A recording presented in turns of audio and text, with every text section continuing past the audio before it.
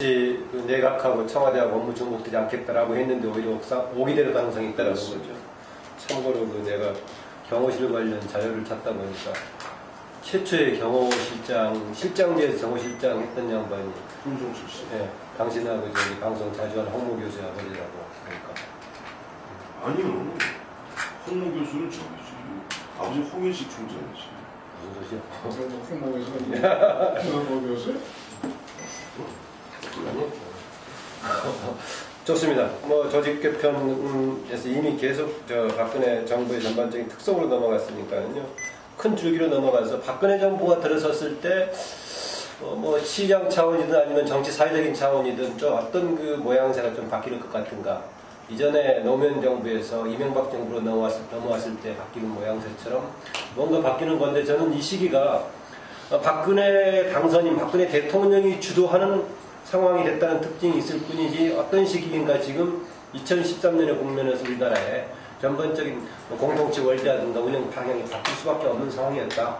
그렇다고 봤을 때 박근혜 정부가 주도하는 우리나라 사회의 모습 어떤 방향으로 좀 갈 것 같습니다. 최근 들어서 좀 박근혜 당선인 쪽에 이제 기류 변화가 있는 것 같아요. 그러니까 지금 구정권, 현 정권하고 이제 신정권하고의 그 관계 같은 것도 이제 조금 더 선명하게 그 차이점을 분명히 하고 좀 이제 가려는 것 같고, 그러니까 이명박 정부하고는 분명히 이제 다른 정권이다 하는 거, 아마 이 점을 이제 좀 분명하게 지금 투각을 시키는 그런 과정을 이제 들어선 거로 이제 보여요. 사실 이제 그동안은 좀 그 부분을 박 당선인이 뭐 정권 간의 어떤 갈등에 대한 이제 뭐 그런 시선을 의식을 해가지고 상당히 좀 모호하거나 조심스럽게 접근했던 것 같은데. 뭐 최근 들어서는 지금 특사 문제에 관한 반대, 오늘 또 다시 박당선인의 의사라고 표현을 하면서 다시 한번 못을 박았더라고요. 뭐 그런 것도 이제 그렇고, 그리고 공약 이행에 관한 이제 의지를 거듭해서 이제 밝히고 있는 거. 그러니까 특히 복지 정책 또는 경제 민주화 공약에 대한 이행 의지를 지금 강도 높게 지금 밝힌 것도 역시 그 정책 기조면에 있어서도 이제 현 정부의 기조를 그대로 이어나가는 것이 아니다 하는 박근혜 정부의 어떤 그 독자적인 그런 어떤 그 정책 기조를 뭐 분명히 한바탕 얘기를 할 수가 있을 것 같아요. 저는 그런 점은 일단 뭐 긍정적으로 이제 뭐 평가를 이제 합니다. 그러니까 특히 그 공약의 이행 부분에 있어서는 뭐 여권 내 일각, 뭐 지금 현 정부 뭐 부처들이라든가 또는 그 새누리당 일각에서도 이제는 특히 그 복지 공약 같은 거는 이제 좀 추구 전략을 뭐 찾아야 될 때 아니냐 이런 목소리가 고개를 들었지만은 결국 이제 박 당선인이 직접 나서가지고 그거를 이제 좀 제압을 하면서 특히 그 복지 공약에 대한 이제 뭐 변함없는 어떤 추진 이거를 좀 이제 공언을 하고 나선 거, 이거는 일단은 뭐 정치 어떤 그 신뢰라는 측면에서도 그렇고 앞으로 그 새 정부의 박근혜 정부의 어떤 그 정책 기조라는 면에서 어떻게 보면은 그런 부분들은 사실 뭐 야당 쪽에서도 뭐 상당히 이제 공통 분모를 찾을 수 있는 그런 어떤 정책적인 의제들이기 때문에 아마 전반적인 그 국정운영의 방향이나 그런 뭐 야권과의 어떤 그 접점을 모색해 나가는 데 있어서도 저는 뭐 바람직한 방향 설정이다 그렇게 생각합니다. 그 접점을 마련하는 과정에서 늘 표방한 게 대통합이었는데 넓게는 사회적인 통합을 얘기할 수 있겠지만 초반에 시작했던 것은 정치적 이념적 통합 아니었습니까? 그렇죠. 근데 그게 지금 어떻게 좀 가능성이 있다고 보세요? 그 통합이라는 것은 상대적으로 현재 야권 진영하고 어떤 관계를 맺느냐를 같이 하면 될 건데요. 저는 박근혜 정부가 초반 1년이 상당히 중요한데 그때 가장 큰 걸림돌이랄까요? 또 혹은 또 이 갈등이랄까? 이 부분들은 야당이나 48%보다는 그 51.6%의 그 세력내에서 이게 뭐 좀 전 이야기를 치자면은 뭐 재벌이라든지 보수 언론 가의 그 일합을 겨룰 수밖에 없다. 내부적으로? 예. 그래서 이제 뭐 아까 우리 홍 소장님 잘 지적하신 대로 원칙이 선 자본주의 2009년도 그리고 뭐 그 다음에입니까 그 신자유주의와의 결별 뭐 이런 부분, 그리고 그 이후에 그 경제민주화라든지 이 복지 강조 이런 부분들이 하나의 큰 흐름을 갖고 있다 또 본다면은 분명히 이 부분에 이 맞설 사람이 누구냐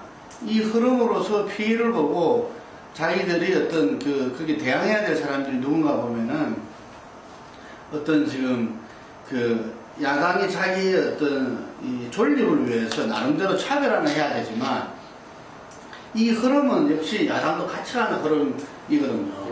예, 그랬을 때 지금 이제 이 재벌이라든지 보수 언론 뭐 우리가 이 흔히 우리 사회의 어떤 지배 그룹이라 하는 부분과 일대 이 쟁투를 벌일 수밖에 없다 하는 생각이 들고, 그랬을 때 과연 박근혜 정부의 그 이 세력 기반이 강고한가, 이 부분에 좀 문제제기를 하지 않을 수 없거든요. 그 우리가 양진영의 총결집이었다는 지난 대선 같은 경우에서도 보수의 어떤 총결집에 있어서 제가 듣기로는 그 아까 다들 지적했지만 박근혜가 만나서 함께하고 뜻을 예를 들면 자기의 어떤 지금 여러 가지 뭐 패러다임의 변화로까지 이야기할 수 있는 부분들을 공유한 게 아니고, 예, 다들 자기들이 어떤 이 차선, 뭐 어떤 면에서 차악의 선택 속에서 뭉쳐졌다는 이야기인 거죠. 그 보수 진영의 결집이라는 부분들이. 그랬을 때 거기에서 지금 박근혜와 뜻을 함께 하는 부분들이 어느 정도일까? 예를 들면은, 이 부분들에서 전방위적인 어떤 공세가 시작될 수 있을 건데, 거기에 맞서서 어떤 이 기조를 지키면서 어떤 나갈 수 있는 그 세력 기반이 제가 볼 때는 뭐 그동안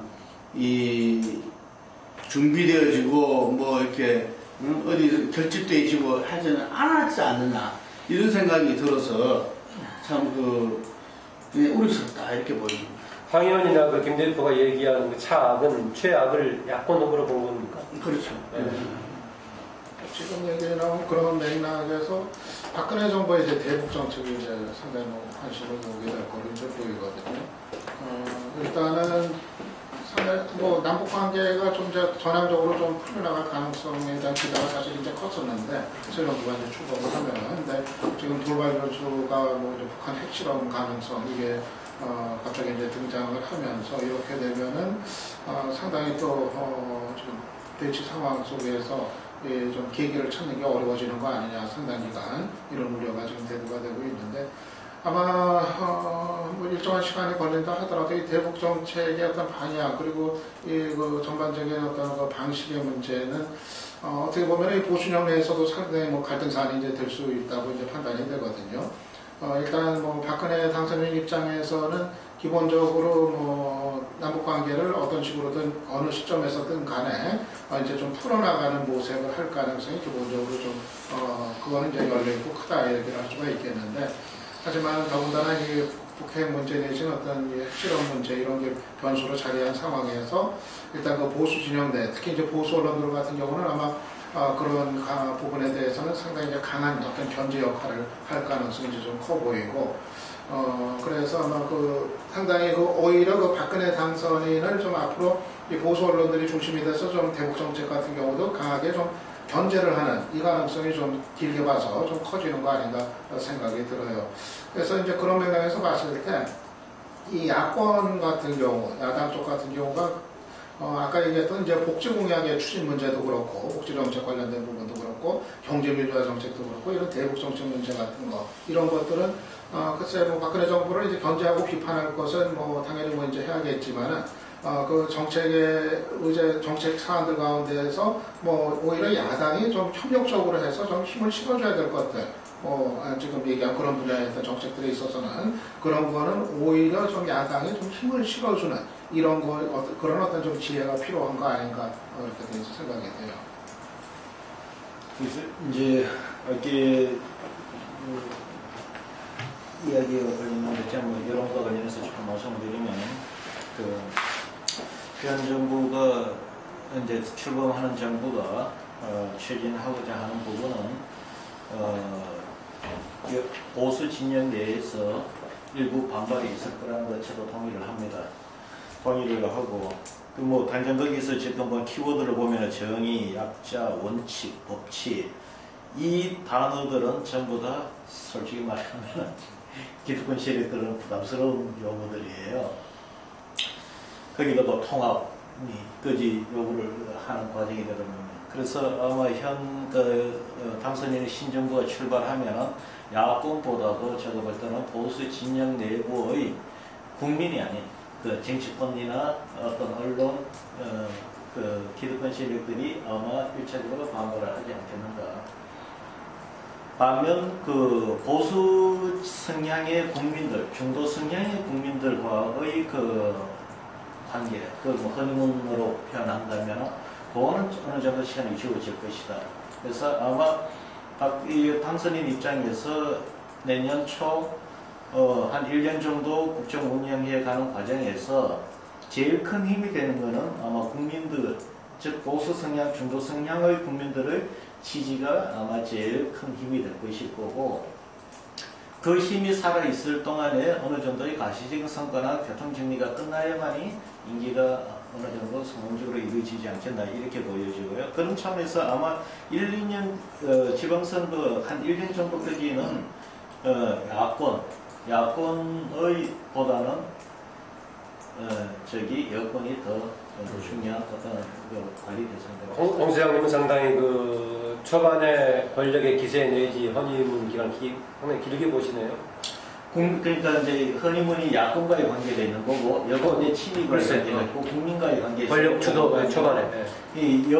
제가 볼 때는 이미 야권은 지지가 동시에 거의 없다고 봐야 되겠고, 그 여권 내 반대 세력은 제가 볼 때는 아마 조만간에 아마 그쪽에서 이미 일부는 개별적으로 지금 표출이 되고 있고요. 반면 국민들은 제가 볼 때는 한 1년 내지 2년 정도는 아마 가지 않겠나 이렇게 보여집니다. 물론 국정 운영하기에 그게 단축될 수 있어요. 흔히는 그렇게요. MB 정부도 꽤나 오래 갔습니다. 여론상으로. 하나만 질문 더 드릴게요. 그 이런저런 여론조사에서요, 박근혜 정부에 대해서 일반 국민들의 여론 중에서 희망 섞인 기대가 가장 많이 가는 쪽하고 우려되는 쪽 여론조사 지표상에 뭐를 찾을 수 있겠습니까? 희망은 아무래도 그 복지, 그 원칙, 그 정의, 사회 정의, 복지, 반칙 없는 사회 이런 부분 쪽에 많이 다가 있는 것 같고요. 우려 부분은 아무래도 인사 부분이죠. 그러니까 이제 그 소통이 안 되는 부분. 그것이 인사로 나타났을 때. 흔히 그럼 인사가 만사라고 하는데 가장 중요한 부분에 대한 우려가 크다면 어떻게 될까요? 네. 이제 그거는 아직 뭐 인사가 총리 당선인 지명 정도로 지금 나타나고 있어서 좀 더 지켜봐야 되겠는데, 인사라는 것은 그 사람을 내세워서 인사와 더불어 그 사람이 그 자리에 가서 한 1년 정도 성과를 냈을 때까지 총체적으로 평가를 해봐야 되기 때문에 조금 더 지켜봐야 될 거예요. 내가 너무 일문일답 질문이 드는 것 같은데, 이명박 대통령 했던 방식이 결과적인 성취, 효율성 중심을 봤던 거 아니에요? 그런데 내가 MB 정부의 레임덕을 이해할 때 내가 항상 먼저 했던 것이, MB 정부가 소통과 민주주의 그 시스템을 붕괴를 시켰고, 뭐 이런 그 법치를 와열시켜서 특히 민주주의 그 후퇴를 놓고서 레임덕이 왔다고들 많이들 진단했는데, 그 MB 정부가 실제 레임덕이 온 거는 아마 3년차 후반 경제적인 기대가 무너졌을 때 실질적인 레임덕이 오기 시작했지, 그 이전에는 오지가 않았어요. 거기에 따라서는 초기 촛불 이후로부터 계속 볼 수 있지 않을까? 볼 수 있지만, 그러나 국민들이 있어서만큼은 좀 더 경제적 성과를 가시적으로 낼 수 있는 경우를 좀 더 지켜보자는 이런 입장이었습니다. 만약 촛불 집회 그때 레임덕이 왔으면은 MB 정부 이렇게 못 봤죠. 더 과장하는 사람은 인수위 때 고사용 강부자 때부터 왔다고 하는 사람들이 있는데. 어쨌든 총선을 이겼잖아. 근데 아까 남북 문제 지금 얘기 나오다 지금 보면서 남북 문제를 갖다가, 남북 문제는 사실은 G2, 미국하고 중국하고 지금 한반 태평양을 놓고 충돌하는 그 하부 구조로 볼 수밖에 없는 상황이거든요. 지금 그런 상태에서 북한이 이제 보면 남북 간의 대화를 보다는 미국과 직접 대화 그걸 갖다 계속 강조하고 있는 것을 갖다가 벼랑끝전술에서 가고 있는 거죠. 정부가의 판 구조론이구나. 그렇죠. 가고 있는 가운데 북한에서 미국도 보면은 지금 오바마 2기 정권에서 케네디 국무장관 내정자 같은 경우도 보면 북한과 직접 대화 많이 이제 강조하고 있는 가운데, 실제 보면 조만간 아까 말씀하셨던 제3차 북핵 실험은 뭐 이제 기정사실화 되고 있죠. 보면 오늘도 보니까 도하신문에 뭐 7인 1군 회의, 1군 회의라고 해서 이제 나오면서 북한에서도 오늘 김정은 위원장이 요즘하고 뭐 국가적 결정이라고 했는데 국가적 결정을 얘기했다는 부분에 대해서 결국 또 다시 한번 한반도에 든 안보를 갖다가 담보 삼아서 볼모 삼아서 미국과 합한을 벌이겠다는데 이렇게 됐을 경우 가뜩이나 지금 경제 민주화다 복지다 그래서 일반 기득권 세력 아까 우리 홍 소장 말씀하신 대로 박근혜 당선인이 자기의 전통적 지지 기반이라 할 수는 어떻게 보면 기득권 세력을 좀 배신하는 측면이 있거든요. 심정적으로 기득권 쪽 입장에서 봤을 때 그런 부분에서 지금 뭔가 그런 어떤 젊은 학자들 중심으로 경제 민주화 복지 나가는 부분에서 기득권 세력들이 한참 지금 전경련을 비롯해서 볼멘 소리를 하고 있던 가운데 남북 문제에서 북한이 이제 북핵 실험을 하고 또다시 이번에 며칠 전에 유엔 안보리에서 2087년 이제 결의했습니다만 이런 부분에서 극도의 남북 간의 어떤 극한 안보적 위기 상황이 왔을 때 전통적 지지계층인 보수계층들은 제일 먼저 전자권 문제를 걸고 나왔어요. 크다고 봐요. 지금 2015년이죠. 우리가 전자권을 갖다가 환수하게 되어 있는 게 전시작전 조정권을 이 부분과 또다시 문제를 걸면서 그동안 심정적으로 배신당했다고 생각하고 있는 기득권층들은 보수 기득권층들은 보면 그를 통해서 또다시 한번 박근혜 정부를 압박할 가능성이 있고 실제 박근혜 정부가 한반도 평화 프로세스를 얘기하고 있습니다만 남북한의 현실은 우리가 주도적으로 무엇을 할 수 있는 입장은 전혀 아니거든요. 미국에 어쩌서 의존할 수밖에 없는 입장이고 중국에 가서 어떻게 보면 좀 아쉬운 소리를 할 수밖에 없는 그런 입장에서 북한은 북한 나름대로 우리를 무시한 채 미국과 직접 거래하려고 들고 안보적 위기상황 고조되는 가운데 과연 보수 전통적 지지계층 보수 기득권들은 결국 또다시 한번 박근혜를 궁지에 몰아넣는 박근혜 정부 궁지에 몰아넣는 그런 일이 벌어질 수 있겠다. 그 문제는 저는 조금 견해를 좀 달리 하는데요.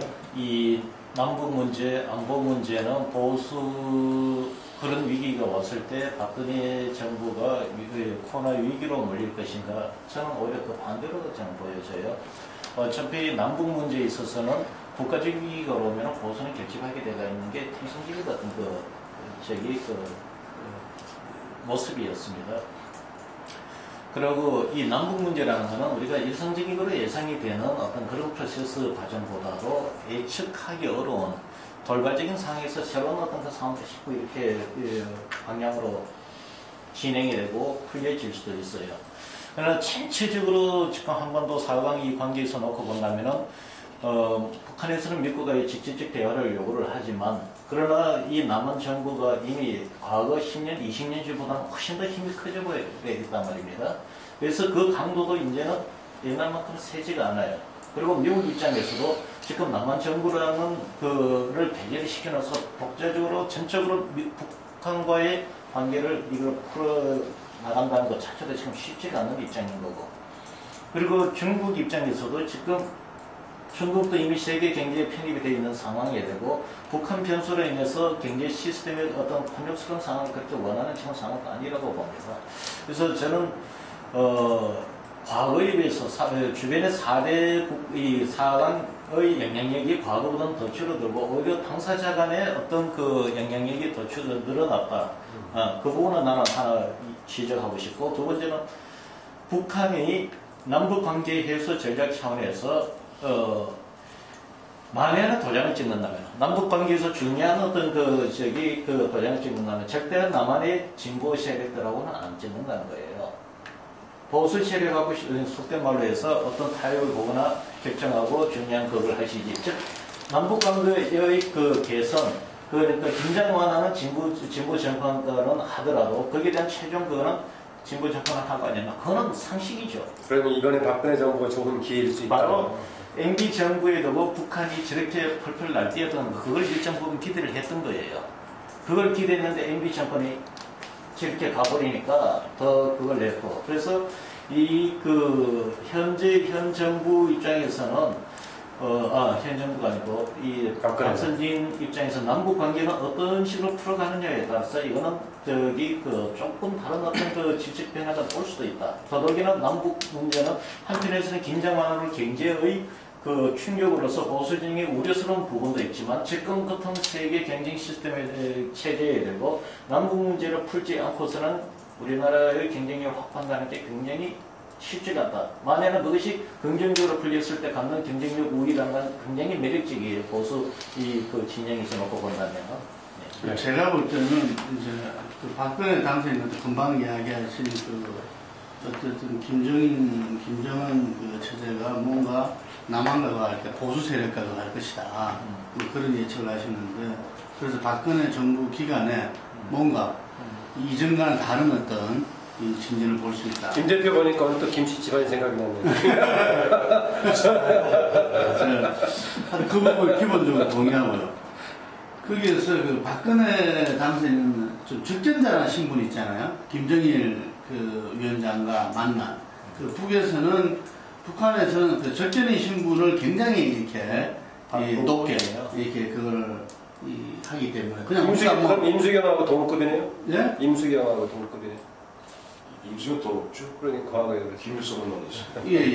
그 적전의 신분을 굉장히 높게 그걸 하면서 그리고 이 남한의 어떤 정치적 변화, 그 사람들의 어떤 사상, 철학, 그 다음에 노선 이 부분에 대해서 북한이 더 정통할 수도 있다 이런 이야기들이 있잖아요. 그만큼 조사, 분석하는 것들이 축적되면서 개성되고 그래서 저 박근혜 이런 흐름의 변화, 우리가 좀 전에 이야기했던 그런 부분을 정확하게 꿰뚫고 있을 것이다 그런 생각이 좀 들고요. 그런 차원에서 이 박근혜 정부가 아까 우리가 말한 경제, 복지 뭐 이런 부분들을 갖다가 자기의 어떤 패러다임의 변화 차원에서 밀고 나가는데 어쨌든 자기가 51.6의 어떤 그 틀은 또 무시할 수 없잖아요. 그래서 저는 생기는 문제가 최대석위원회 그 인수위원 사태였지 않았겠나 이런 생각이. 그분도 어떤 남북관계 외교 부분에 그 가정교사 중에 1인으로 속해왔고. 최강석 사태 정리된 견해가 있어요? 아직 없어요? 아직 없죠 지금 이게. 그래서 그 부분이 뭐 예를 들면은 남북에 대한 어떤 그 만남 뭐 이 부분 이리저리 했다는 이야기들이 나오는데 어쨌든 이 문제를 남북 문제를 잘못 풀면은 예를 들면은 그냥 이 보수 일각의 지배 세력의 어떤 공격 정도가 아니라 보수의 어떤 총공세를 받아가지고 흔들릴 수 있다. 저는 그 부분이 박근혜가 당선인이 임명하면은 좀처럼 자기 그것을 어떤 윤창중 대변인이 이해해 보듯이 그걸 바꾸지 않는 사람인데 이걸 신속하게 바꿨다는 이야기죠. 그래서 저는 그 본능적인 어떤 이거는 아니다는 판단이 섰지 않았겠나 이런 생각이 이제 들거든요. 그래서 남북 문제가 그런 기회일 수도 있지만 어떻게 말하면은 박근혜의 새로운 패러다임의 변화에 어떤 발목을 잡을 수도 있다. 이렇게 봐요. 최 의원인가요? 최 의원의 경우는 지금까지 정리된 건 없지만 만에 하나 북한과의 접촉, 비공개 접촉과 관련된 거였다면 저는 오히려 그 문제는 방식의 문제였던 것 같아요. 적어도 박근혜 스타일로 놓고 그렇게는 박근혜 스타일로 봐서는 전혀 예상할 수, 인정할 수 없는 방식으로 했다는 거죠. 비밀 접촉, 비공개 접촉, 그걸 인정하느냐 안 하느냐를 따라 갖고 적어도 그쪽에서는 내 느낌에는 당선자의 어떤 상의 없이 그런 식으로 하는 것, 추진한 것을 반대한다는 입장이었던 것 같고, 그걸 갖고서 박 대표 당선인이 상당히 북한 문제와 관련해서 위축된 그런 방어적인 자세로 나간다고 보기는 저는 안 와도 될 것 같다. 내가 볼 때는 무슨 김정일 국방위원장은 무슨 자격이라고 했나요? 적견자. 적견자. 공표 나와야죠. 적견자. 근데 더 중요한 문제는 한반도에서 나는 이런 말이 성립이 될 수 있을지 몰라지만은 한반도에서 인물 중심으로 본다면은 김일성과 박정희라는 인물은 굉장히 중요한 인물이에요. 지금 그 자손들이에요, 두 사람이. 실질적인 남한의 보수 의타 주류 세력으로 지적세 인정하듯이 그 당사자가 지금 정부에 들어서 있기 때문에 이건 굉장히 중요한 의미를 짓는다는 거예요. 즉 북한 대통령은 우리나라 대통령하고 달라요. 그건 이제 직위 이름이 다르냐 평신 대통령이라는 거예요. 남북 관계와 관련해서 중요한 의사결정 이런 것을 했을 때 거기는 임기 문제가 아니고 차이나라 생존과 관련된 문제가 되는 겁니다. 그래서 이 부분에 있어서는 어떤 의사결정했을 때 확실하고 영구적으로 그것이 충속되어질 수 있는 그런 어떤 뭐라고 하나 약속 결정이 되어주기를 바란다는 거죠. 그 부분을 북한 쪽도 적견인 이야기를 표현했는데 그런 차원에서 아마 인지를 하지 않을까 나는 그렇게 봐요. 그게 아마 박근혜 당선인 향후의 대통령에 이제 취임했을 때 내부적으로 얼마나 단합된 지지를 받고 있냐에 따라서 남북 관계에 있어서 박근혜 대통령이 상징하는 그런 또 역할이 달라지지 않겠어요?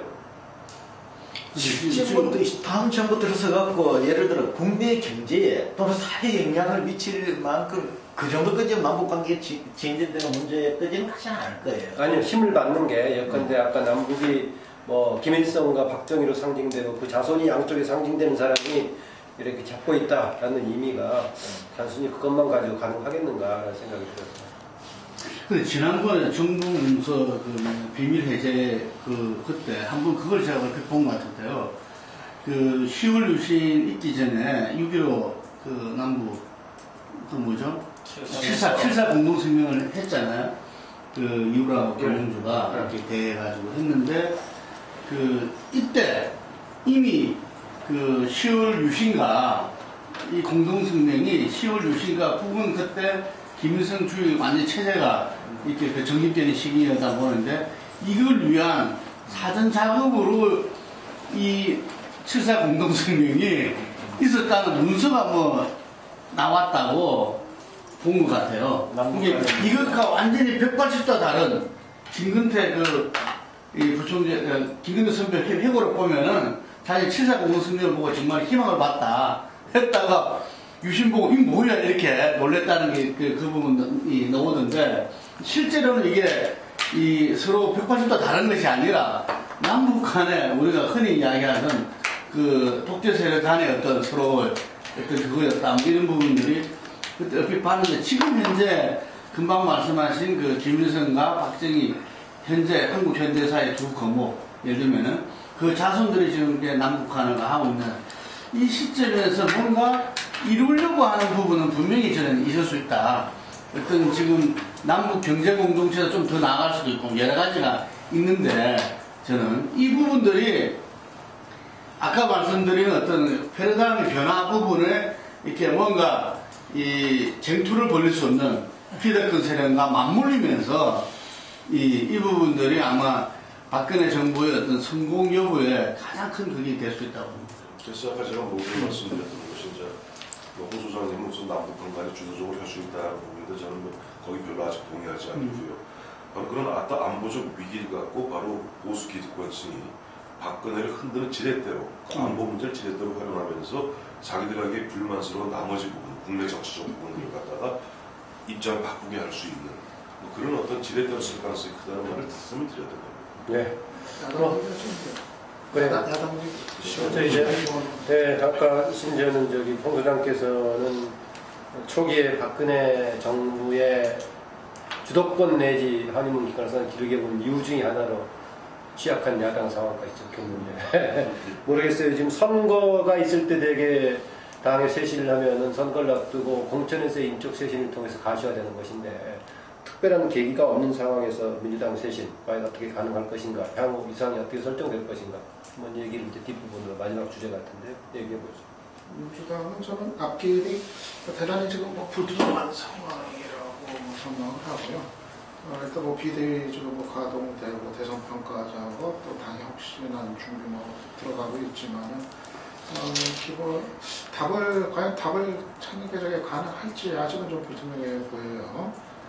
일단은 좀 이게 순리대로 이게 풀려가려면은 지난 대선에 대해서 이제 책임을 져야 될 세력, 주류 세력이 일단은 좀 물러서고 그리고 이제 그 위에서 그 다음 얘기가 이제 진행이 되고 그 빈 공간을 어떻게 이제 채워나갈 것인지, 어떻게 설계할 것인지, 이렇게 얘기가 그렇게 이제 진행이 돼야 되는데, 일단은 주류 세력이 뭐 조금 더 지금 물러서지를 않고 계속해서 이제 당권을 이제 유지하려는 그런 대응으로 계속 나오고 있기 때문에 이 상태에서 결국 지난 대선 이후 지금까지 시간 동안 보였던 게 결국 개파 간의 갈등 이거로만 그냥 이제 결국 이제 점철이 된 상황이고 지금 뭐 비대위 구성이라든가 뭐 여러 가지 뭐 각 위원회 구성, 뭐 혁신위원회 구성도 그렇고 보면은 다 개파 안배 이런 식으로 지금 돼버린 상황에서 더군다나 전당대회 준비 같은 경우는 구성조차도 아직까지 이 시각까지 되지 못하고 있는 상태고 이 상태에서 위원장만 있는 거죠 지금 위원장만.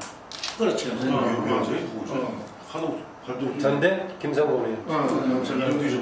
김성곤. 이 상태에서는 결국 모든 결정이 개파 간의 어떤 절충을 통해서 이루어질 수밖에 없는 이런 상황이 되기 때문에 정말 어떤 뭐 근본적인 새로 태어나기가 과연 가능할지 좀 대단히 좀 불투명해 보이고 그리고 아마 저는 최대 고비는 결국은 이 모바일 투표 문제, 이 폐지 문제 이게 아마 최대 고비가 되지 않겠는가 예상이 돼요. 그리고 이제 지금 주류 세력은 당권에 계속 뭐 이제 유지를 일단 그건 당연히 할 거고 비주류는 당권에 이제 교체를 시도를 할 텐데 결국 거기에서 부딪히는 최대 고비가 이제 경선 룰의 문제, 이 모바일 투표 폐지 여부 둘러싸고 아마 격렬한 대치 상황이 있을 거로 예상이 되는데요.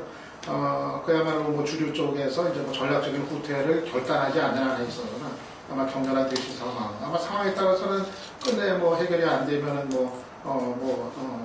당이 뭐 쪼개질 수도 있는 뭐 그런 가능성도 배제할 수 없고 그래서 아마 그게 이제 최대 고비가 될 것 같은데 결국은 좀 민주당이 대선의 패배를 딛고서 환골탈퇴하는 모습 이거로 가는 것이 대단히 현실적으로 봤을 때 좀 어려운 상황 아닌가. 결국은 뭐 전당대회 결과 어떻게 나오든 간에 아무튼 개파 간의 갈등 이게 계속 뭐 이제 악순환이 되풀이 되는 쪽으로 가지 않겠나 그렇게 일단. 그 공직 후보자 쪽은 모르겠지만은 전대 쪽 정도는 모바일 투표가 폐지되는 쪽으로 모아지지 않겠어요 타협적으로?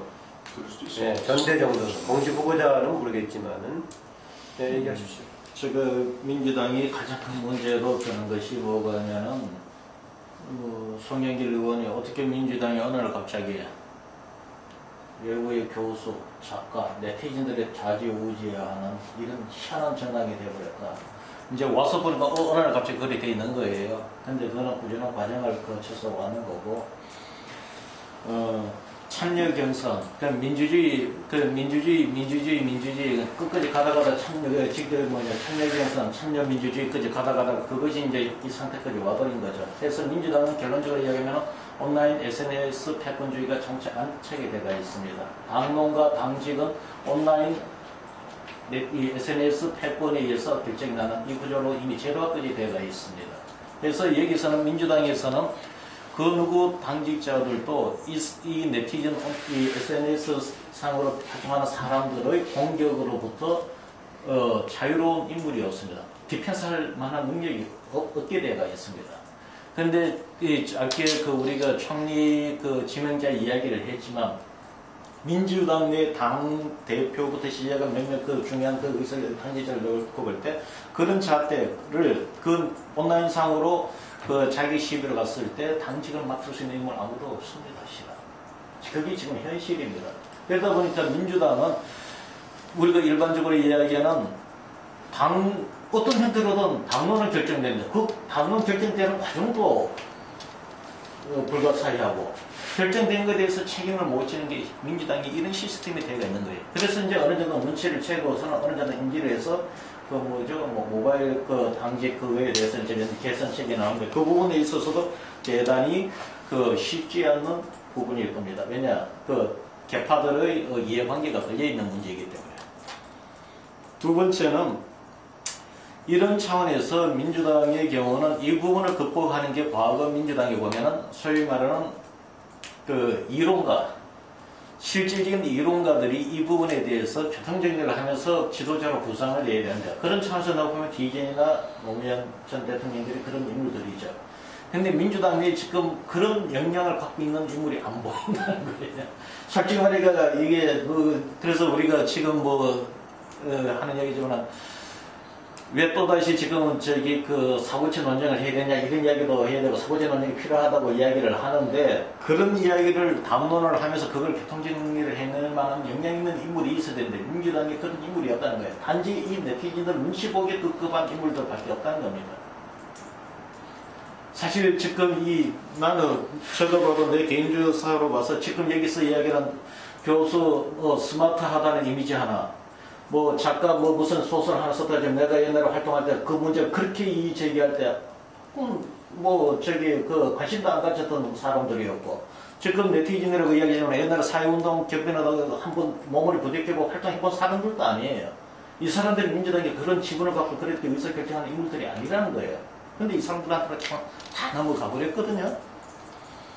근데 그렇게 이 사람들이 대단한 인물들도 아님에도 불구하고 이들을 정리를 하고 이들을 설득하고 이들을 해낼 만한 인물이 없다는 거예요. 이거는 뭐 세심 과정에서 그 문제를 해결하기 어렵다 이렇게 보시면 단순하게 뭐 조직적 리더십을 이야기하는 것이 아니고 철학 논쟁이나 가치 논쟁 여러 가지 그런 부분에 있어서 이거를 이 정책 논쟁에 대고 정리를 해낼 만한 역량을 갖춘 인물이 없다는 거예요.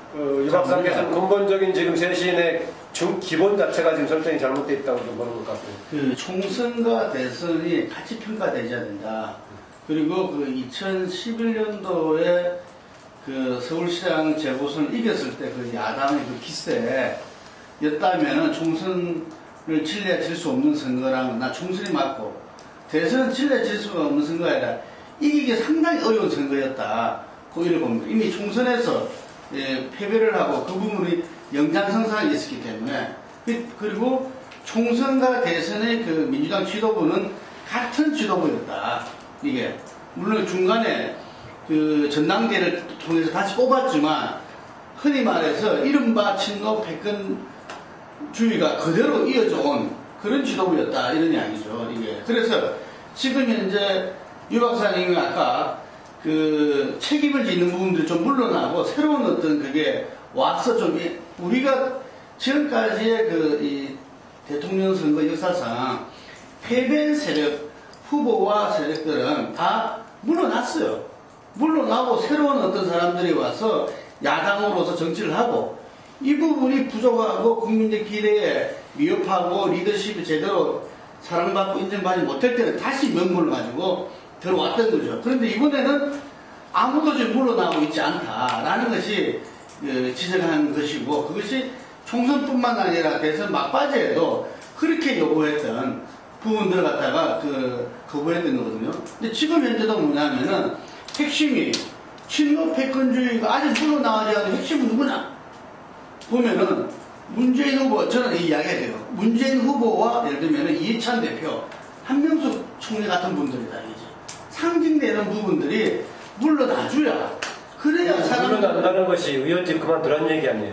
당연하죠. 네. 예를 들면은 그렇게 물러나죠. 뭐 자기가 뭐 예를 들면은 뭐 당대표 선거 안 나간다 이게 아니고 정말 정치권에서 물러나줘야 그래야 세물이 들어올 수가 있는 거고 그래야 이른바 친노 그 다음에 486 중진으로 해서 지배 그룹을 형성했던 친구들도 정신 차려가지고 아 이제 민주당이 이제 바뀌구나 옛날 자기들의 어떤 공식으로 전략으로 이렇게 여러 가지 선거라든지 당직을 해서는 안 되겠구나 이런 사인이 와서 처음부터 새로 시작할 수가 있다 이게 그래서 이 민주당의 창조적 파괴는 바로 지금까지 짧게는 보면은 총선 대선을 갖다가 이끌어왔던 지도부의 어떤 이 정기 은퇴로부터 시작될 수 있다는 이야기죠. 그래야만 많은 사람들이 이제 정말 새로 시작하는구나 이래 되는 거죠. 그 사람들이 계속 있을 때는 전당대 해봤자 그쪽이 다수입니다. 예를 들면은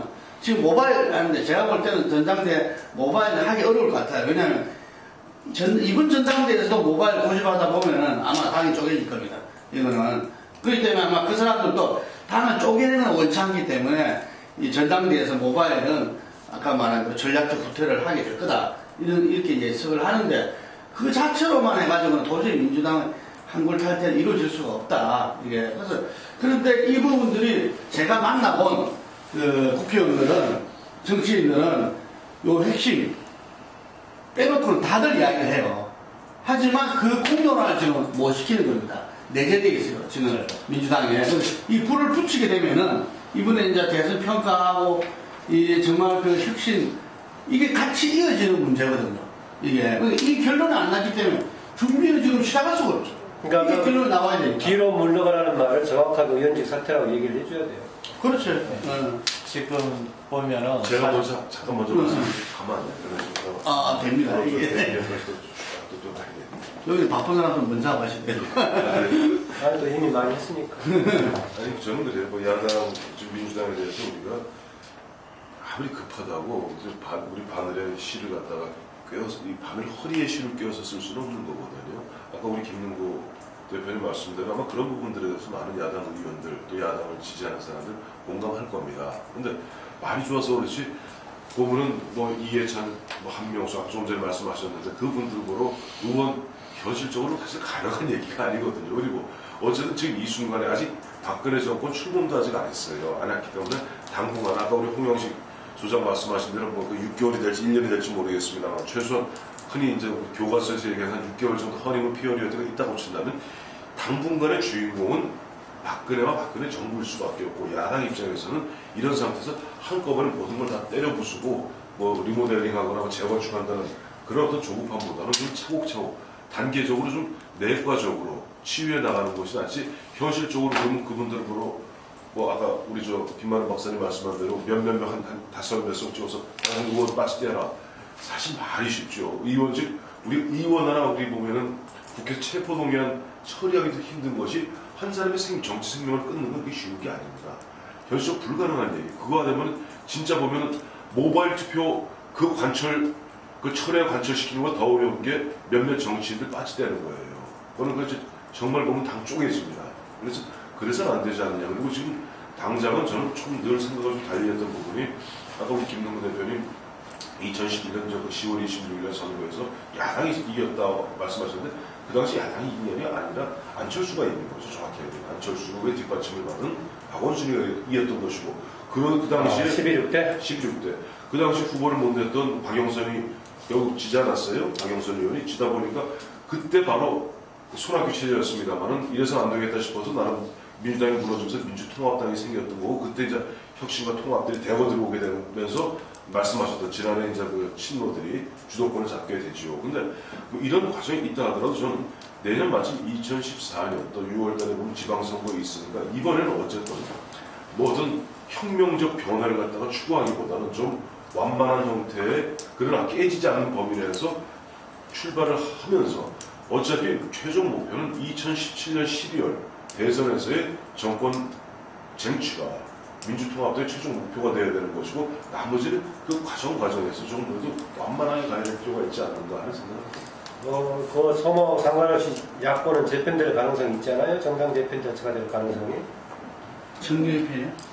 예, 정당. 야권이 예, 정당 재편. 분당될 가능성? 분당 여기서 저기에 그 분당밖에 더 있어요. 만약에 안철수 신당 때문에 포함해서 같이 맞물려. 뭔가 구심점이 있어야겠죠. 민주당이 답을 찾지 못한다면은 정말 뭐 새로 태어나기가 일정 기간 내에 이루어지지 못한다면은 결국은 뭐 안철수의 이제 정치행보 재개 이것이 안철수 신당으로 갈 가능성이 대단히 높아진다고 할 수가 있겠죠. 그러니까 스스로 안철수가 정치 재개한다고 했을 때 민주당으로 들어가가지고 뭐 한다는 거는 현재 민주당 환경에서는 뭐 현실적으로 뭐 불가능한 뭐 상황으로 판단이 이제 되고요. 그렇게 봤을 때는 결국은 이제 독자적인 어떤 신당의 모색으로 갈 수밖에 없지 않겠는가. 근데 뭐 그렇게 뭐 빠르게 가지는 않을 것 같아요. 어차피 이제 재보선이 있으니까 이제 10월 뭐 가능한 게 뭐 한 10월 재보선 정도 되지 않겠는가 이제 보이고 그러면은 대략 뭐 그거를 거치면서 신당이 모색돼도 될 테니까 결국은 만약에 이제 민주당 이외에 다른 신당이 출연한다면은 내년 지방선거를 이제 목표로 해가지고 지방선거에서 본격적으로 이제 민주당하고 경쟁을 해가지고 야권의 중심이 이제 어디인지를 가리는 아마 그런 수순으로 좀 들어갈 가능성이 크지 않겠는가 그렇게. 그 내년 지방선거 중요한 분기점이라고 봐지는데 선거 과정에서 주요 후보가 공약했던 기초의원, 기초단체장의 정말 정당 공천 폐지 여부도 중요한 변수가 될 것 같아요.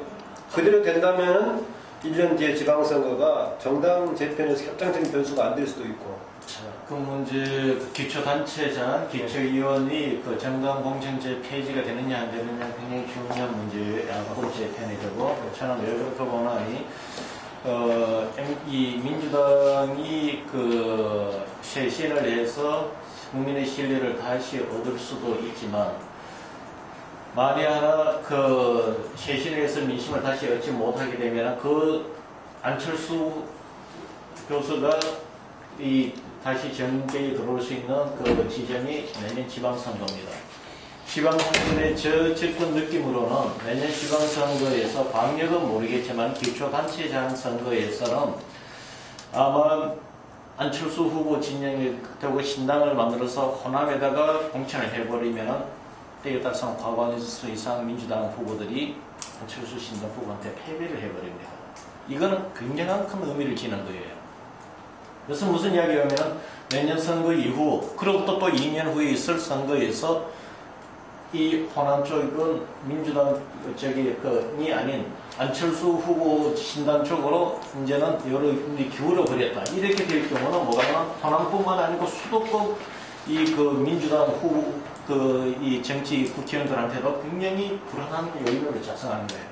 적어도 당선될지 여부는 모르겠지만은 이 재경 호남인의 민심이 안철수 신당으로 기울어 버리면은 이 민주당 후보들 중에서 당선될 사람은 거의 없습니다.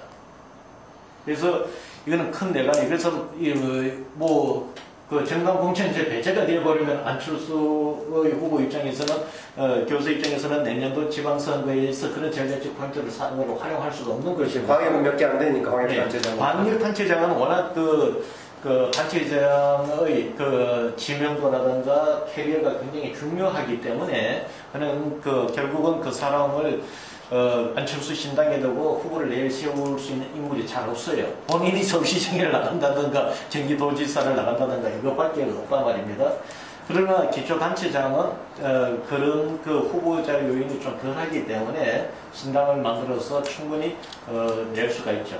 그래서 그 부분은 제가 조금 판단이 다른 부분이 그러니까 기초의회나 기초단체장 정당 공천이 배제된다 하더라도 이 광역단체장 선거만 가지고도 야권에서의 그 경쟁 이게 좀 가능할 수 있다고 이제 보거든요. 인물한테 그러니까 그거 고려해가지고 그러니까는 뭐 지난번에 뭐 안철수 캠프에서 뭐 어떤 사람들만 뭐 염두에 두는 것이 아니라 저는 뭐 여러 가지 가능성이 있다고 봐요. 그 신당에 이제 신당 세력이 이제 출연을 하고 그리고 실제로 공천을 임박한 시점까지 이제 간다고 하면은 뭐 예를 들어서 서울시장 선거는 사실은 마지막에 최대 고비가 이제 이 얘기는 좀 이제 빠른데 이제 박원순 시장이 과연 어떤 선택을 할 건가가 이제 최대 고비일 수가 있겠죠. 어느 당으로 과연 이제 만약에 재선에 이제 도전을 할 건가 이런 고비일 수 있겠고 그리고 뭐 지금 경기나 인천 같은 경우도 아마 민주당 후보하고 충분히 경쟁할 수 있는 인물의 확보는 가능할 거라고 좀 봐요. 호남 같은 경우도 뭐 가능하고 저는 뭐 전국 중에서도 예를 들어서 수도권 세고타하고 호남 지역 여기서만 광역단체장 선거에서 민주당을 앞지른다고 한다면은 아마 그러면은 뭐 신당 같은 경우 뭐 이후에 그 야권의 주도권을 뭐 충분히 이제 가질 수 있는 상황으로 갈 가능성도 열려 있다. 좀 그렇게 이제 그러니까 한마디로 그 문제 때문에 바로 그런 문제이기 때문에 민주당의 쇄신이 절실한 거고 친노 논쟁은 해소가 돼야 돼요. 저도 지금까지도 의아스러운 게 사실 노무현에 대해서 노무현 정신, 노무현 철학을 제일 잘 아는 사람이 누굽니까? 안희정, 이광재, 송영길 이런 인물들이에요. 근데 이번 선거에 그 사람들 다 배제가 됐죠. 그리고 그 사람들이 이야기하는 거라고 오늘 그 소위 말하는 현재 존재하는 지금 대선을 치렀던 친노들의 그 정책적 의사 결정들하고는 다른 길을 반갔단 말입니다. 그래서 이 친노 어찌됐든 간에 뭐 친노 없다고 하지만 그거는 아니에요. 친노 문제는 어떤 형태로든 적어도 현재 그 존재하는 친노 논쟁은 해소가 돼야 된다. 적어도 본인이 친노로 가자면 내가 볼 때는 친노에 대해 더 잘하는 안희정, 이광재, 송영길하고도 생각이 다르다는 거죠. 네, 대강 좀 마무리할 것 같은데 오늘의 큰 주제가 박근혜 정부를 틀로 해가지고 지금 민주당까지 나왔는데 이것을 매개시키는 적점을 시키는 것이 국회가 아닌가 해서요. 마무리 발언은 지금 박근혜 정부 시기에 정부 또 박근혜 대통령하고 국회의 관계 어떻게 예상하는가 아니면 또 어떤 쪽으로 가는 게 바람직하겠는가를 마무리 발언 속에서 포함해서 얘기해 주시면 이거 하나만 해주는데 그 오늘 언론 신문 보니까 뭐 민주 정책의 의원인가 거기에서 뭐 안철수에 대한 보면서 정치적 아웃사이더다. 그래서 이거는 뭐 곧 영향력이 계속할 수가 없다. 예를 들어서 아까 말씀하신 그런저런 우려 이런 부분 때문일 수 있는데 왜 이런 닭바지를 하나 모르겠어. 그래서 나도 전문을 안 봐서 뭐 정확히 판단을 못 하겠는데 일단은 뭐 취지는 알겠는데 민주당이 그러니까 더 잘하자 이 얘기인 건 알겠는데 그런 내용을 담은 건 좀 대단히 좀 아마 내부에서도 기류는 결국 우리밖에 없다라는 생각을 갖고 있는 사람도 있을 거예요. 전략적으로나 직감적으로 그걸 느끼기 때문에 그래 한 거건데 오히려 그것이 안철수를 더 키워주는 거예요. 그렇다고 봐야 되겠죠. 그래. 안철수 부분은 지금 뭐 짧게만 그 이야기를 한다면은 제가 볼 때는 어쨌든 간에 이 신당 출범을 지금 준비하고 있는 것 같고 아까 그 친구들이 가장 뭔가 이야기를 할 수 있는 부분이 약간 호남과 수도권인 것 같은데 한 이번 기회에 좀 이 보궐선거를 포함해서 어쨌든 간에 좀 이 정치적인 어떤 이 훈련이랄까 단련 이런 부분들을 갖다가 제가 좀 진중하게 이렇게 해나갈 그런 생각인 것 같더라고요. 안철수 쪽은 어쨌든 대선은 중요한 경험이 되었던 거고 또 그런 차원에도 그쪽은 어차피 5년 후를 준비하기 때문에 그렇게 크게 서둘지는 않을 겁니다. 그래서 원래 재보궐선거에서 전략적인 포인트가 있으면 관여를 하겠지만 크게 하지 않고 내가 볼 때는 아마 내년 지방선거 어쨌든 간에 전국선거 때는 준비를 해야겠죠. 그게 안 놓치면 안 되니까. 예. 없습니까? 마지막 발언. 네. 마지막 그러니까 박근혜 대통령하고 국회 관계를 전망하면서 마무리했으면 주문 사항까지 해서. 일단 뭐 이번 첫 국회 같은 경우는 가급적이면 여야가 좀 이렇게 좀 협력적인 관계를 최대한 좀 도모해 나가는 게 바람직하지 않나 생각이 들어요. 그러니까 여야가 사실 그 복지 공약이라든가 경제민주화 정책 관련해 가지고는 좀 사실은 좀 같이 이렇게 좀 공통분모 부분들이 많기 때문에 그런 부분들이 어떤 입법 관련해서 충분히 그럴 부분이 있을 것 같고 사실 뭐 박근혜 당선인 쪽에서도 새누리당도 뭐 원내 뭐 과반수 뭐 간신히 뭐 넘는 그런 숫자 정도이기 때문에 야당의 어떤 협력이 뭐 여전히 이제 뭐 요구되는 그런 이제 상황이고 뭐 야당도 뭐 그 부분에 대해서는 일단은 뭐 정책의 공통분모와 관련된 부분에 대해서는 뭐 협력을 하면서 그러면서 또 비판하고 견제할 건 하는 좀 이런 게 좀 필요하지 않나 싶고요. 그거는 이제 하고 있을 국회 회기 문제인 거고, 제가 보건대는 5년 동안 국회 관계가 굉장히 중요할 거예요. 이제는 집권 상정도 없어지고, 이제는 국회 협조를 얻기 위해서는 청와대에서 더 많은 노력을 해야 되는 그런 상황이에요. 그러다 보니 대통령이 이제 나서야 되는 문제가 있는데, 사실 사사건건 모든 대통령이 다 나설 수가 없어요. 그렇다 보면 사실 그 역할, 즉 대국회와의 관계를 원만하게 풀어줘야 될 인물들이 있어야 되는데, 제가 그래서 이렇게 총리 아무래도 원로가 되지 않겠는가, 대국회와의 관계를 고려해서 이제 그런 걸 염두에 두는데, 사실 국회와의 관계를 풀어가줘야 될 인물이라 그러면은 총리, 비서실장, 정무수석인가요? 청와대 정무수석? 정무수석. 이런 인물들인데, 이런 인물들이 어떻게 임명을 할 것인가. 한 명은 이제 나왔죠. 이것이 국회 관계를 풀어가는 데 있어서 대단히 중요한 포인트가 안 되겠는가, 그렇게 보여져요. 네. 앞에 박근혜 정부하고 또 이당 얘기까지 했는데요. 추가적인 이미 나왔던 내용을 하나 덧붙이자면은, 박근혜 정부가 개인적인 박근혜 대통령 당선인의 개인적인 캐릭터는 아닌 역사적인 측면이든 간에 분명 여러 가지 다른 새로운 변화 요소들을 가지고 있긴 하다. 그러나 박근혜 당선인이 표방해왔던 대통합이라든가 정부 3.0 같은 것, 상당히 개방된 새로운 시대를 표방을 했지만은 실제로 최근의 인사 과정 등등 보면은 거기다 우려되는 바가 없지 않다. 스스로 이거 먼저 보여주는 그런 것이 필요하다라는 주문을 추가로 덧붙이면서 오늘 저는 거기 마지막